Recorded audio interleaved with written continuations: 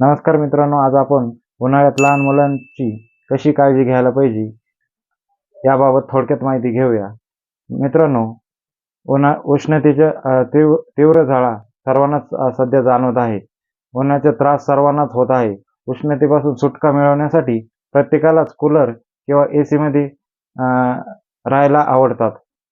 AC किंवा कूलरची हवा तुम्हाला बऱ्याच अंशी थंडावा देते, पण ही हवा नवजात किंवा लहान मुलांसाठी सुरक्षित आहे का? या प्रश्नामुळे पालकांना अनेकदा चिंतेत असतात. आरोग्य तज्ज्ञांच्या मते मुलांना AC किंवा कूलरच्या हवेत झोपू शकता, परंतु काही गोष्टी लक्षात ठेवाव्या लागतील. मुलांना AC किंवा कूलरमध्ये झोपवताना कोणत्या गोष्टी लक्षात ठेवायला पाहिजे याबाबत आपण थोडक्यात माहिती घेऊया.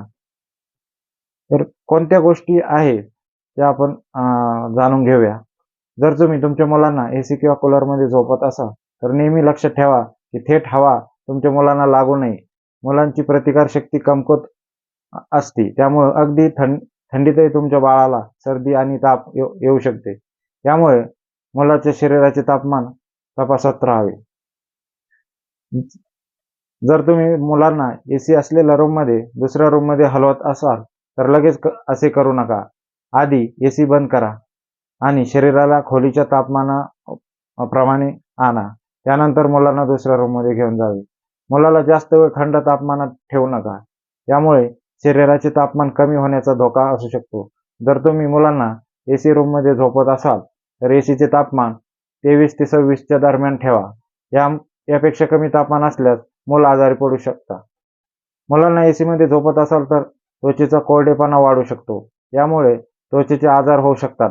डॉक्टरांनी सांगितल्यानुसार तुम्ही तुमच्या बाळाला वेळोवेळी मॉइश्चरायझर लावावे. तसेच मुलांना स्तनपान करत राहावे. यामुळे मुले हायड्रेट राहतात. त्याचवेळी जर तुमचे मूल आजारी असेल किंवा प्रीमॅच्युअर असेल तर त्याला AC किंवा कूलर मध्ये झोपण्यापूर्वी डॉक्टरांचा सल्ला घ्यावा.